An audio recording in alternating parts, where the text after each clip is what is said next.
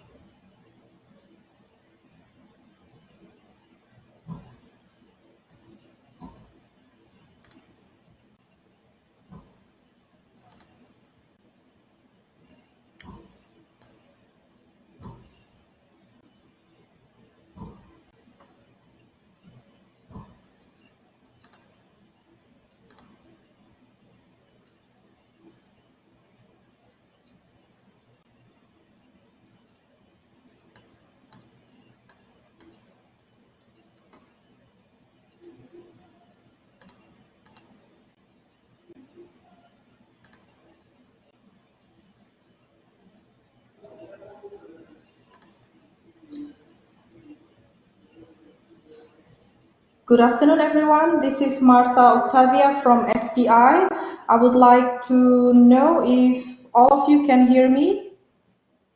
Can you type something if you can hear me?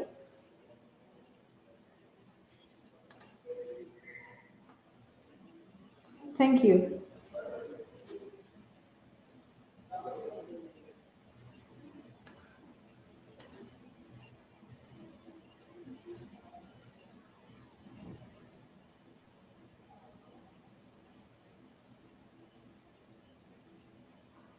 Thank you very much for the information. We will wait just a couple of minutes and then we will start the webinars.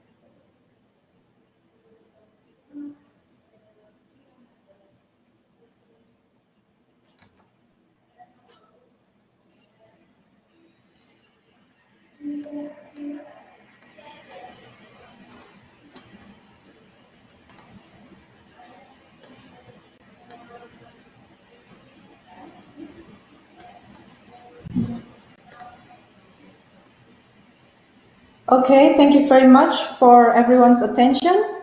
I think we can start now while waiting for other attendants to join the session. Hello, everyone. I would like to welcome every one of you to the BET EU webinar on flexible oxide electronics, device modeling, and circuit integrations.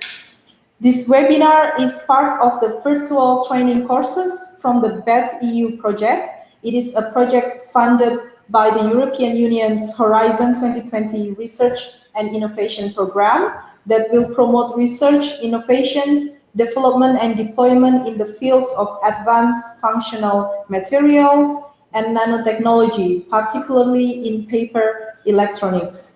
My name is Marta Octavia from SPI Portugal, and I am the moderator for this event. This webinar will have duration of approximately 1 hour, including the questions and answers.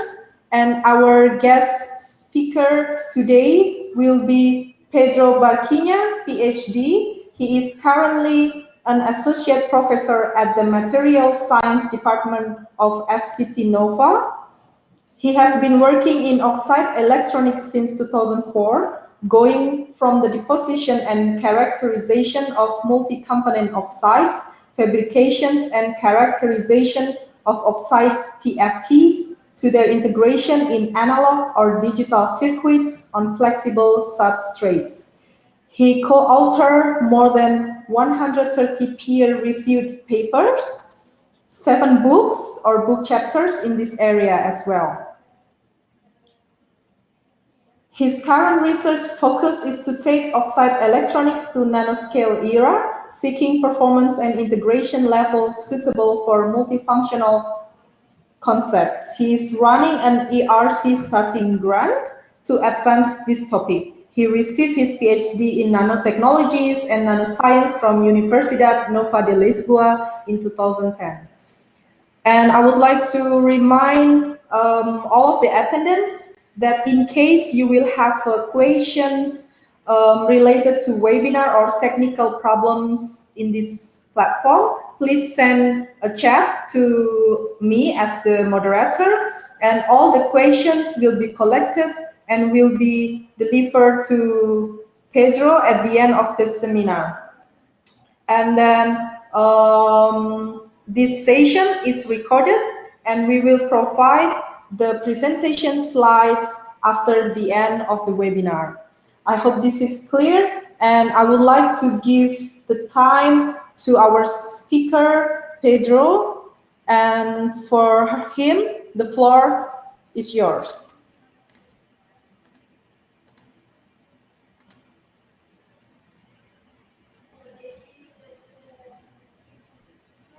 Okay.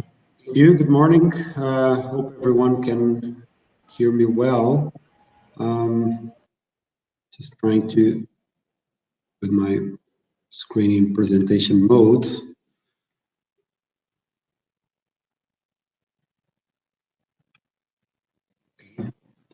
So thank you so much for being here and joining us at this webinar integrated in the BET-EU project. So what I want to talk to you about today is on this mainly on this device modeling and circuit integration activities that we've been doing in flexible oxide electronics. So in this project BET-EU, one of the things that we are seeking for is to integrate electronics in paper, and so all the knowledge that we've been acquiring in flexible electronics in other substrates like PEN and PET have been particularly useful to accomplish this. So then we'll be, I think, a very quick look on the flexible electronics market, and since we will be talking about device modeling and devices in particular will be resistors, we'll have a look on what a good oxide resistor process might look like. So what are the big challenges to get a oxide TFT process at the low temperatures required by these substrates? And we'll look at two different modeling strategies that we've been using for these oxide transistors, in particular empirical models based in artificial neural networks, and then also some compact models we've been using for these transistors. So this has been also work that has been carried out with Cambridge University, one of the partners in this project. Then we'll show you what is really needed to move from these models to circuits. So we'll show you what we've been doing in making a fully custom-based process design kit in Cadence environment. So we have a full platform to design any kind of digital mixed signal or analog blocks with this technology. And we'll be showing you some examples of these blocks and integration in some full systems like a X-ray dosimetry system and in smart packaging. And then to moving towards the end, we'll go into miniaturization. So looking what can we benefit from the miniaturization and what are the challenges that this particular technology, and then see what we can expect in the future. What are the other things that we're working to improve further this oxide resistor technology, towards flexible concepts of circuits.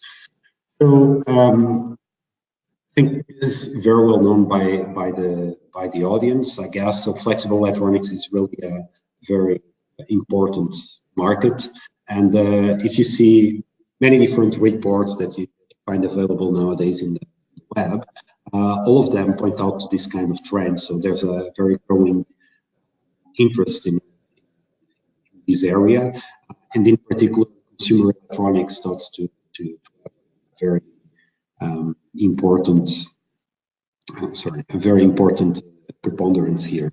So we are expecting to reach a market of something like $87 billion by 2024. And in fact, what we gain with this is that we move from a rigid platform like glass to a very robust, very portable, lightweight, and low-cost platform like plastic or paper, even better. So, for instance, if you think about markets like gaming industry, for instance, to curve, to roll, to flex, or even to fold your electronic circuit, this is enabling a new user interface, so much more interactive experience from so, and the dream about this world of flexible electronics is really to take electronics everywhere. So you can think of how important will volume production be to make sure that we can bring the cost down of these flexible circuits, to make sure that the products where we embed these electronics are economically viable. So we move from costs like $100 per circuit computer, and the target is to reach below 1 to 10 cents per integrated circuit in a full range of devices like bottles or sweet cases and so on. So, and this is, when we think about this kind of markets, this is really where oxide electronics can present its true advantages. So if you compare this study here, so depending on the production costs, depending on the integrated circuit complexity, you really see that there is a very good possibility to penetrate the market when we think about circuits with relatively low complexity. So when we compare the costs of these to silicon technology, besides the other advantages that I talked about, so like the flexibility, the low cost, low weight, the low weight, sorry, we can really have a much lower cost of this kind of technology. So knowing this, we've been working in oxide resistors for quite a long time at Cenimat. So we've been investigating from about 2003, 2004 materials like this very well-known gallium oxide. It's essentially a multi-component material composed by indium gallium and cations with oxygen. And we've been investigating materials, then transistor integration, some circuit blocks, displays, and nowadays, if you go to the market, we really have consumer products you can actually buy with technology. For instance, displays, OLED displays from LG, or LCDs, more advanced LCDs like the ones that you find in products, are using oxide backplanes. The question is, what else can we expect from this kind of technology? And I think that the perspective that I've been giving you in the previous slides, I think it's a quite interesting one. Not only thinking about displays, but also thinking about different kinds of circuits that you can essentially embed in any sort of surface. And in fact, this is something that is the research community is really paying a very good attention to this. And in fact, I like to emphasize this article, for instance, where we are essentially thinking about the well-known Moore's law that we use for integrated circuits for a long time. And for the first time, we are already starting to think about implementing a sort of Moore's law for flexible electronics. So thinking what is the expected growth of these in terms of integration density in the next few years. So this is really a signal that in fact this technology is very important for circuit designers. So this slide is a very brief overview on what is the kind of work that we do at CENIMAT in this area. So as I explained before, we essentially are focusing in different areas, from thin film fabrication, where we seek to find the best possible performance in conductors, semiconductors, and insulators, both by physical solution processing routes. We then go to TFT integration. So nowadays we essentially explore multiple material combinations, multiple kinds of device structures. And once we have a good TFT process, we then do some TFT models, and we implement these models in a process design kit. And this process design kit, together with other models I will be talking in the next few slides, then allow us to design and simulate circuits that we can then fabricate in our clinical trials. So, of course, all this brings a lot of interactions that need to be done. So sometimes we need to go back from circuits to refinement of our PDK. Sometimes we need to refine our TFT models. Sometimes we end up finding that a particular material that we are using needs to be optimized. For instance, its insulating properties, or we have to seek for better performance at low temperatures. So a lot of going back and forth is required here in this cycle. Just to give you a very brief example on what is essentially on the challenge of getting a good process for a transistor at low temperature. By low temperature, here in this case, I'm talking about things like 150 degrees, because we really need these to make sure that these devices are compatible with flexible substrates. So, very, let's say, a drastic example on what I mean by the need to get process control. If you see here on this left side of this slide, you see that transfer characteristics can be quite different in 5 devices which are done ideally in the same kind of processing conditions. So some of the devices present shifts in the turn on voltage, and some of the devices don't even switch off. And then if you bring higher temperature to this process, like 300 degrees, you end up by finding that the devices behave pretty well. So they are very low dispersion exists in their properties. So this really tells us that we really need to understand what controls the performance of the devices with these multi-component oxide semiconductors. So that's one of the things that we've been doing over the last years. Just a very brief example here on this slide. Of course, we need to very critically control the oxygen flow when we are depositing this kind of semiconductor materials. And since we are talking about a multi-component material for the semiconductor, we need to carefully understand what is the role of each one of the cations in controlling the properties, the stability that you get.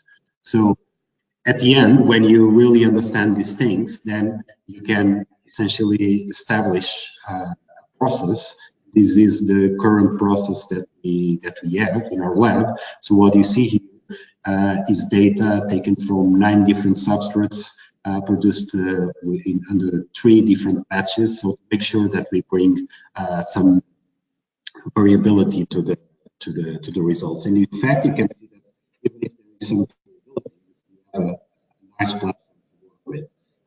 Furthermore, since we are talking about flexible electronics, we really want to make sure that these kind of devices continue to behave properly after detachment of the glass carrier.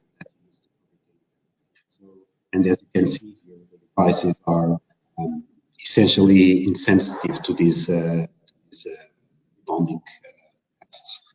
So you can create a process like this with a thermal budget as low as 1.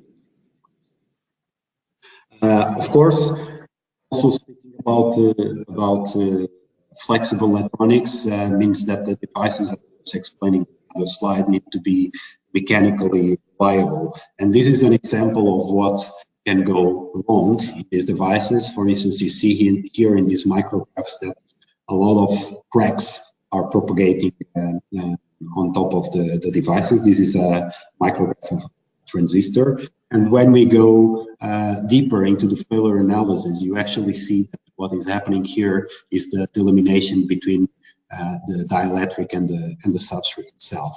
So essentially, you have to think about the different materials that you are putting together, and you also need to consider the important thing, which is the neutral plane. So essentially, you want to make sure that you put the critical layers on your device as close as possible to this neutral plane in order to assure that the strain that those critical structures suffer is the minimum possible. So when you are careful enough with this, what you can do is that you can bend your devices multiple times, even with a bending radius as small as 1 millimeter, and you actually see that the devices are not degraded at all. At least the cracks that you saw in the upper part of the slide are not happening here, even after 250 bending cycles. So all these things can be done with oxide transistors. Now we need to find ways to model them.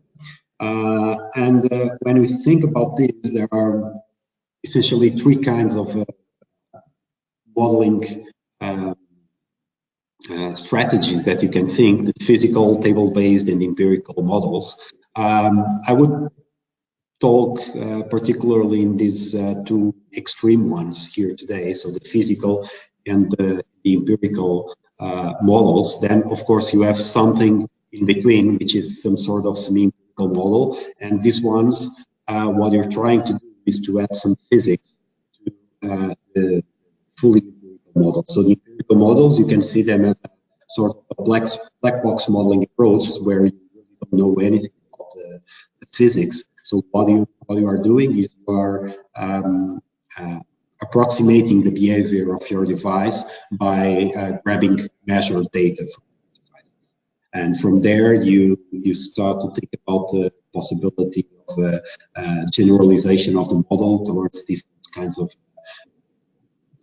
channel lengths or channel widths.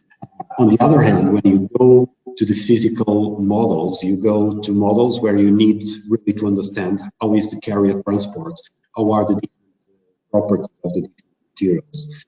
So you need to include that in your model. Of course, as you can imagine, the models are quite complex and quite time-consuming to develop. But once you do them, you can learn quite a lot about the physics of your devices. So to make sure that we speed up the circuit design, we've been focusing quite a lot in this kind of empirical modeling strategy. Of course, we are also seeking to explore physical models, but at least for the circuit design, empirical models are the ones that we're using mostly. And in particular, one methodology, which is what we call the artificial neural networks, that I will explain in the next slide. But besides the disadvantage that is common to the empirical models of not having explicit physical meaning, these artificial neural networks have advantages. So you can develop a model in very short time, something like 20 minutes after having your data, you can develop a model like this. It's a very accurate model, as I will show you in the next slides, allowing also generalization. And one very important thing is that you can model both small and large signal behavior. So that's very important to make circuits operating in an AC domain. So, very briefly, how are we implementing these ANNs in our oxide transistors? So essentially, what we are doing is to measure static characteristics from our devices, so simple output and transfer characteristics, and we give this to a network. We give these measurements to a network to train it. So the inputs that we give to the network are essentially the VGS, the VDS, and the channel width. Okay, so the channel length, we are not really using it here because we know in advance that the channel length can create a lot of deviations from the ideal behavior. So at least in models, we are fixing a channel length and we are changing all the other parameters.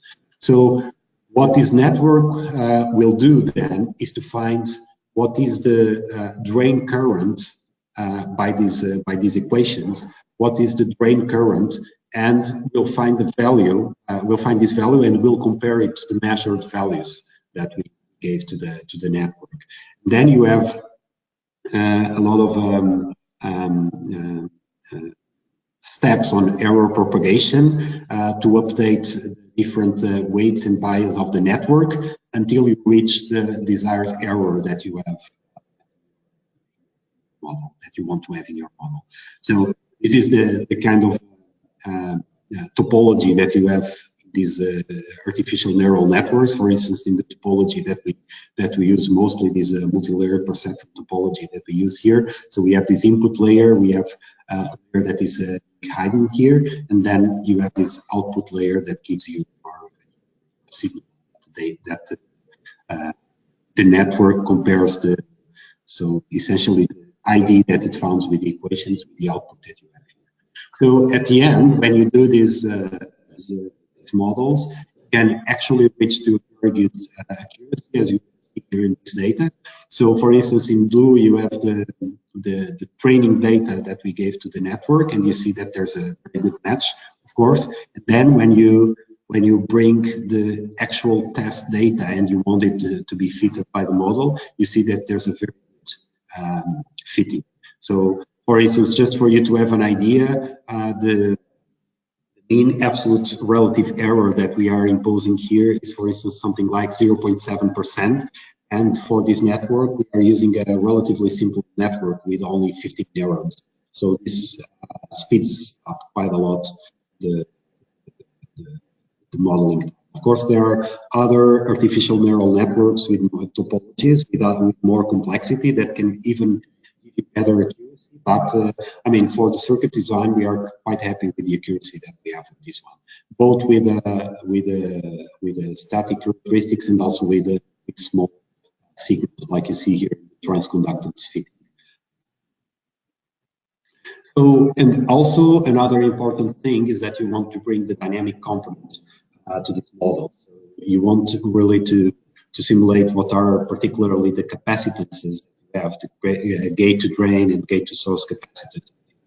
So again, the artificial neural networks can give you that. So what you need to do again is to give the network the right data to train it, and once you have the error that you find in the network, you have the model done. You can compare it with measured data. So in this case, we needed to find swivel setups to measure all sorts of capacitances that we needed in this transistor circuit, transistor structure, sorry. So what we needed to measure was the gate to drain source capacitance, the gate to drain capacitance, then one setup that gives you gate source plus gate to drain capacitance. So with these three measurement setups, you can access all the different capacities that you need. And in fact, when you see this data, you have a very good agreement with between the models and physics. For instance, if you compare it to well-known Myers field effect transistor capacitive models, you have agreement with the measured data. Okay, then once we do these models, we want to validate them, and the way that we validate them is by building some simple circuit blocks. You have here one simple example with an inverter. So we fabricated an inverter and we measured and what you can see here is regardless of the operating frequency that you use, from 1 kilohertz to 50 kilohertz, you can really catch the different realities of measured characteristics with your model data. So the models can be quite accurate. Well, then we have other possibilities of models. In fact, we have many of them. So another one that we've been using together with Cambridge University has been on these compact models. So to understand this, we are looking at MOSFET equations, level 1 MOSFET equations. So very basic, very small number of parameters that can be determined. And of course, if you look at the other extreme of MOSFET models, you can have very complex models like this SIM 4.5, where you have something like 284 parameters. Of course, we don't want to have a model as complex as this one to simulate our resistors, at least for now. And so what we are doing is essentially grabbing these level 1 equations and introducing some other parameters to fit the TFT characteristics. So as you probably know, comparing MOSFETs and TFTs have a lot of non-idealities that we don't really find in MOSFETs. Most of these things are summarized here. Things like contact resistance and free and trapped charge are something that we need to include in our models. So based on that, we essentially came up with these equations. As you can see, there's not a very large number of parameters as well. So these models were initially adapted for amorphous silicon resistors, and as I will show you, we've been able to successfully use them for our IGZO resistors as well. So, of course, this involves a little bit more work than what we had with the artificial neural networks in terms of measurements and the determination of parameters. You have here two examples like contact resistance and transconductance parameter that we needed to do. So we did this together with the University of Cambridge for both IGZO resistors, in oxide resistors, and this year we also successfully used this kind of methodology also to simulate electrolyte gate resistors. So you can see here one example of the fitting. So of course, since this is the equations that I showed you are only fitting the linear and saturation regions, then you have to use some sort of harmonic averaging methods to make sure that you have a smooth transition between these two regions. But it's essentially a purely mathematical approach that you use for that transition region. And once you do it, you can see that the fitting can be also quite good and allows also generalization to different channel lengths from 20 micrometers to 160 micrometers. Same model, essentially. So looks like you have models that you can use. So the next step was really to create what we call a process design kit that allow us to create circuit designs and simulate them before to circuit verification. So this is a very simple example with a NOR gate where you have the circuit schematic, then you have the simulations using the artificial neural networks, and once you're happy with that, you can move to what we call layout extraction. So these are the masks. These are the layouts, sorry, that will be used to make the extraction of the masks to go to the clean room and fabricate the devices. So the process design kit, of course, includes many different things. So it includes not only the simulation models that I was talking, but also a lot of other things like technological data, rule files, and one particularly important thing are the verification decks. These verification decks help quite a lot. So when you start to increase the complexity, moving from a simple inverter, when you start to integrate tens or thousands or hundreds of gates, it really starts to be important, these kind of things. For instance, things like a design rule check, where you can see if the layout that you are doing is satisfying the design rules that are imposed by your fabrication process. So, and if it's not, it returns you an error, and you have to correct, for instance, that the overlaps that you're using between the different layers are the most adequate ones for the process that you're doing. Also, another important thing that we are implementing now is the extraction of parasitics. So when you create your layout from your circuit schematic, you want to make sure that you are not introducing parasitic components that are essentially killing the performance of your device. You need to characterize a lot of test structures and so on to make sure that you make this very important verification check. So it's an evolving process. It started a long time ago with Professor Vitor Tavares in the University of Porto, and nowadays we are currently constantly updating this process design kit. So some very simple examples of what this process design kit allows us to do. These are some current mirrors, very simple devices, and you can see once again that there is a very good agreement between the simulated and the measured circuit response. Also, some logic gates, inverters, NANDs, and exclusive OR gates. So in this case, you are already thinking here about some complexities. For this exclusive OR gate, we're talking here about 12 transistors already. And again, as you see, as we saw before in the slide, you see that the model is capturing all the charging, decharging phenomena of the different parts of the circuit. Then another important thing is that no matter how much we improve our process, we have to understand that we are using low temperature processes here.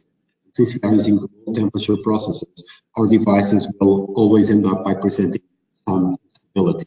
And so, since they present some instability, what we need to do is to learn to live with it. This is an example of what we found. For instance, when we put our device under gate bias stress, we actually see that the device properties can shift quite significantly. Or, for instance, when you do measurements of your devices with temperature, you can also see that the device performance changes. So you need to understand these deviations, and you need to design your circuit blocks having in mind these things. So this is a very simple example again of current mirrors. So we tested different sorts of configuration of current mirrors, from 2 TFTs with different device sizes to the more complex cascode mirror. And what we found was that the cascode current mirror could actually, due to its differential nature, could actually compensate the instabilities that you see. So the circuit design has to have this kind of also having this in mind, we've been designing over the last years multiple kinds of blocks. For instance, these are analog blocks designed proposally with high gain topologies, adder subtractors, amplifiers with quite significant gain. Or another example, you can actually tune the kind of behavior of your blocks for the purpose that you need. This is the example, for instance, with multiplier. If you want to use, for instance, multiplier for maximum possible bandwidth, you can have this kind of circuit here operating at 150 kilohertz. If, on the other hand, you would like to have some gain out of this multiplier, you can also increase the complexity a little bit, and you have the flexibility to have some gain. So it's again a very flexible platform to work with, as you can see. Also, another block that we did was a transimpedance amplifier. It's a two-stage amplifier. Essentially, there's a cascode current mirror to convert a very small current in the range of nanoamps to some millivolt level, and then there's a second stage of amplification, which is a differential amplifier with a positive feedback that allows us to take the output up to 280 millivolts from an input of only 10 nanoamps. So this was a quite nice result that enables the operation of amplifiers in applications like X-ray dosimetry, for instance, where you need to convert things like X-ray photodetectors, essentially, that can be seen as nowadays people are doing it with organic thin films or organic single crystals. But the problem of these organic single crystals is that they will only give you something like nanoamp current levels. So you need to find a way to take these very small signal to values that are analog to digital converter and actually discriminate quite well. So what we did was to design this amplifier and integrate it here in this addressing and readout circuit for X-ray radiation sensors. So this is still an ongoing work. What we did was to put the crystals here. You can actually see them in this picture at the bottom. So we put the organic crystals here that are sensitive to X-rays, and then all the oxide electronics will essentially amplify and directly signal an external analog to digital. Another example of applications of these electronics is, for instance, in smart packaging. This is the case of another EU project that we've been working. So in this case, what we wanted was to embed a bottle. You have it here. Embed a bottle with sensing abilities, sensing and the readout of those capabilities, of course, to detect, for instance, the film level and the temperature of the liquid that you would have inside the bottle. So this was just to showcase the potential of the oxide electronics. And as you can see, it involves quite a lot of different circuit plots. It involves clock generators, it involves capacitors to voltage converters, comparators, pass filters, and then at the end you have something like a 156 TFT process that you can then integrate in all. It can be done in a fully flexible manner, as you can see here. So, I mean, this just to showcase you to demonstrate the possibilities of this area of electronics. Of course, I've been talking to you about the kilohertz ranges of application, and naturally we always want to go further. We want to go to higher operating speeds. And the natural way to do it is, of course, to do as people in MOSFET technology are constantly doing, which is to reduce the channel length of the device. What we found was that naturally, by decreasing the channel length to very small dimensions, to a couple of microns, you can actually find cutoff frequencies on your transistors very close to 100 megahertz. The question is, of course, if by doing this you are bringing some short channel effects to your devices. And in fact, sorry, one slide here. Okay, sorry. So the fact was that there are some short channel effects that in these devices which are smaller. But what we've been finding out as well is that with the proper material selection and device structure, you can actually get rid of most of them. So some quick examples of what we have been using these oxide transistors with short channels. This is an example, flexible RFID tag, where we need to have some blocks operating at 13.56 megahertz. And also, for instance, when you think about very high resolution displays. For instance, we are building displays which are nowadays something like 1,400 PPIs. So each pixel is like about 20 micrometers dimension. So you really have to use very small channel lengths to make this. So just also to give you a very brief example on what exactly is this involving making these things at such low dimensions? It's not only the transistors that need to be done very small, also all the vias that you do to contact the different layers need to be done very small. And this is in fact a quite complex thing. So for instance, you need to open this hole with 2 micrometers and you need to contact different metal layers through it. So there are many optimization steps involved on this. So it's really to fine-tune all the lithographic processes that you have, a lot of failure analysis on this. So just to give you an example on what can go wrong, for instance, this is a via that we're doing where you actually see that there is some insulator that stayed here, and so this would inhibit the correct contact with a metallic layer that would come to the top of this hole. So it's only a 20 nanometer thick insulator as a residual etching problem. So at the end, when you optimize all these things, you actually can make sure that your thick metal layers on top can actually contact the layers that are at the bottom, and you can make this kind of customs work.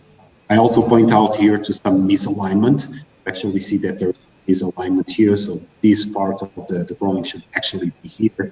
But again, this is just to illustrate the importance of having a process design kit implemented. So all the process design kit we did already had in mind that we would have these kind of situations. So this means is that the functionality of the VA is not affected. So it's very important, this is the main message, very important to have electrical engineers and the process engineers talk together to make sure that these kind of misalignments do not result in critical failure. So moving to the last topic, so about future possibilities for this area of oxide electronics. Well, one of the things that has been mostly pointed out is the need for sustainable approaches, not only on materials but also on processes. So in terms of materials, I've been talking to you during this presentation quite a lot on this indium gallium zinc oxide material. And the big problem with this material, regardless of how great its properties are, is the fact that it includes 2 critical elements like indium and gallium. So there is a lot of interest in making replacing elements, and one of the most interesting possibilities is that with zinc tin, so making a multi-component oxide also zinc and tin instead of indium gallium and zinc. So of course we've been looking into it. This is an example of making zinc oxide by sputtering. So with devices at 180 degrees only, and we also implemented it in circuit blocks. So the main difference at this stage is essentially the ability is lower than what you get in IGZO, but still enough to assure kilohertz operation with the devices with 10 micrometer or 20 micrometer channel lengths. Of course, sustainability is also speaking about process. So again, we are moving from sputtering processes to fully solution processes. Of what you can do with a very simple, spin coating process. So we are actually also doing this semiconductor by spin coating, and we are getting very nice performance out of the devices. The big drawback so far has been on the temperature. That in the past it was something like 500 degrees. Nowadays we can do it at something 50. But it still needs to be reduced to make sure that it's compatible with a low-cost, flexible substance. Then the final thing is really taking these sustainable materials and processes, solution processes and sustainable materials like CTO towards nanoscale era. And in fact, we've been investigating these as well. in the framework of the PhD of one of my students here, of Ana Revisco. So she has been working on these ZTO nanostructures obtained by a hydrothermal process. So essentially, you can obtain this quite easily, both with a conventional oven, or you can nowadays microwave speed up the. You can also do this at very low temperature application without any seed layers. And the great thing about this method is also that enables you to do a lot of upscaling. So there are industrial systems nowadays that can create hydrothermal structures large, very large. Sorry, I'm hearing some noise in the line.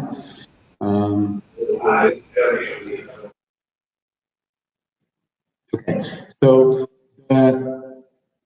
just to, I'm not going too deep on this, but just to understand that, of course, we are making solution processing of one multi-component material like ZTO. So one of the big challenges on this is, again, to have process control.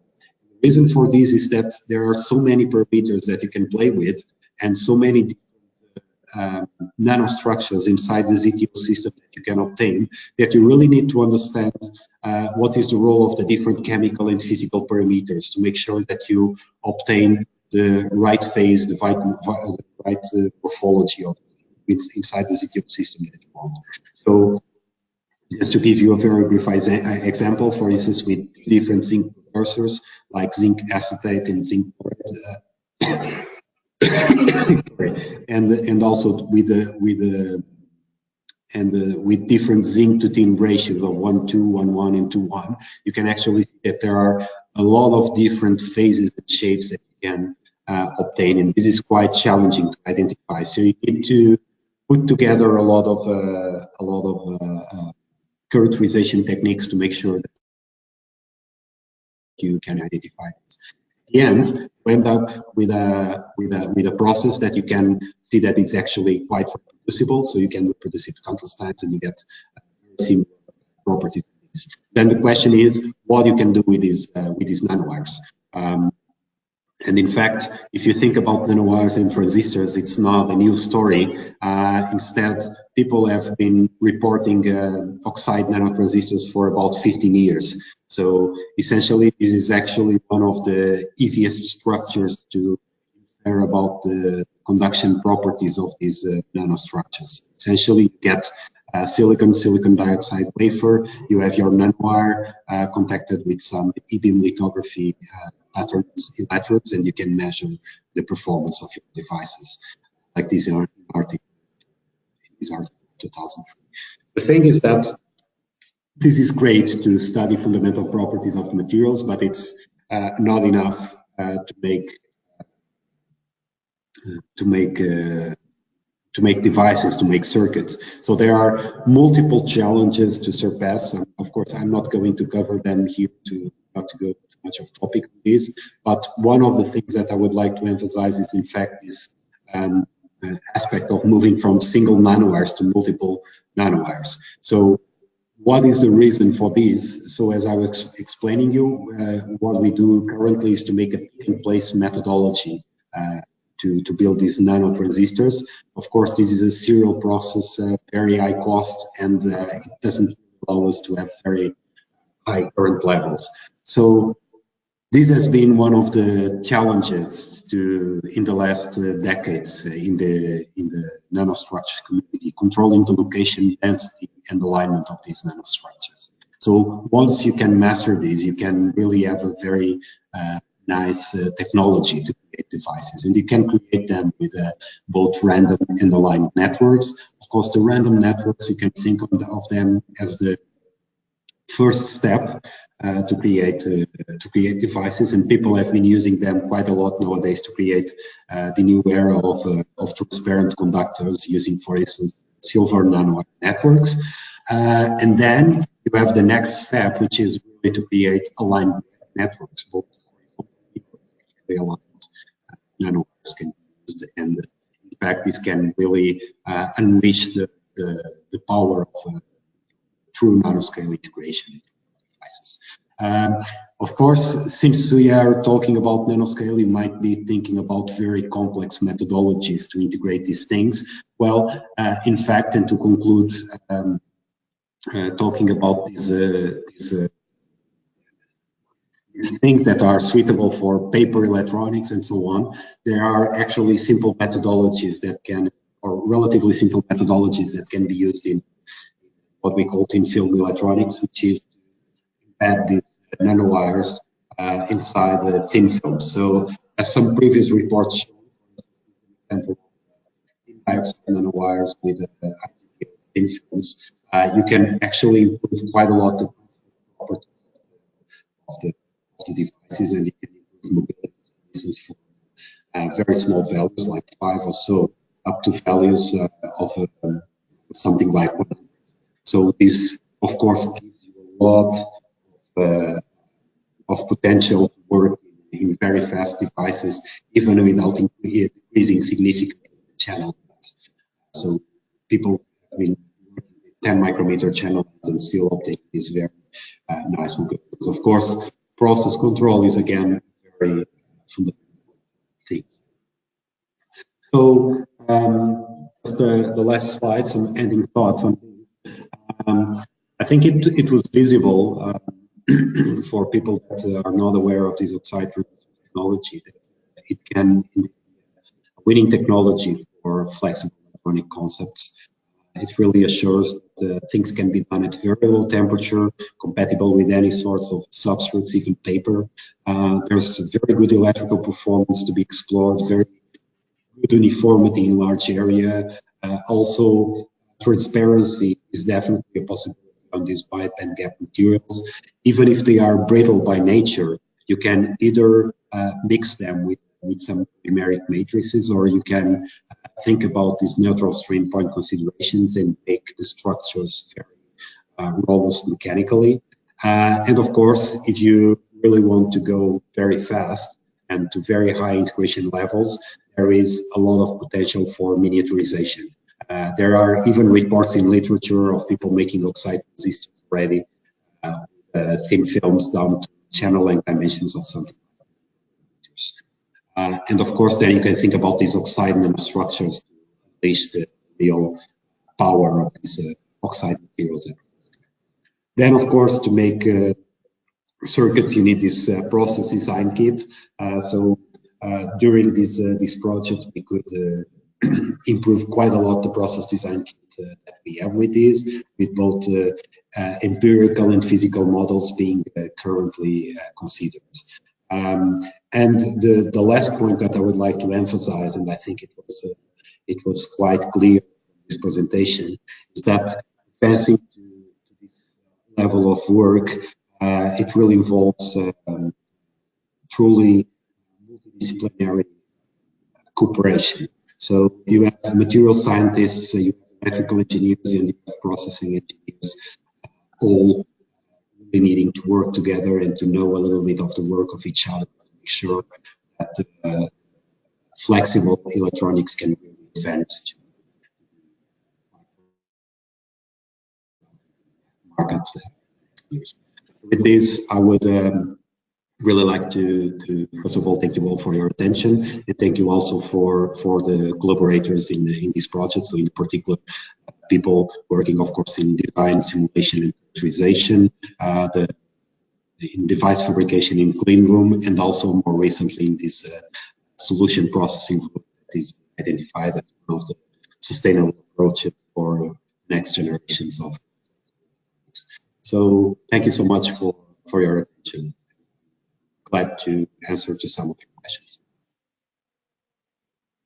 Thank you very much, Pedro, for very interesting presentations on the topic that we have today. I would like to ask to all of our attendants if you have any questions to Pedro at this moment.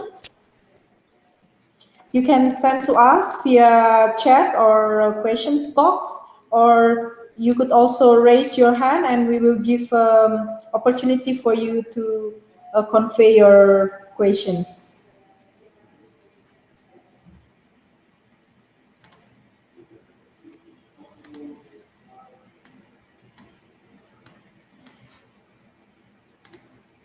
By the way, if you want to clarify some parts of the work even after looking at the slides, feel free to contact me by email as well.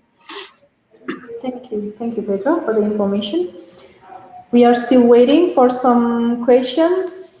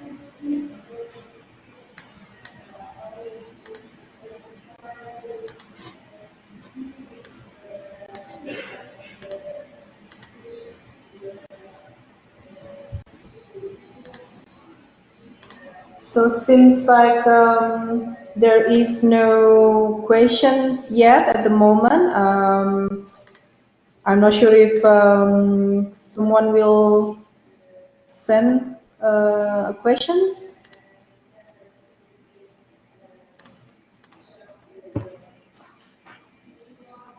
If not, you can always reach me by email afterwards.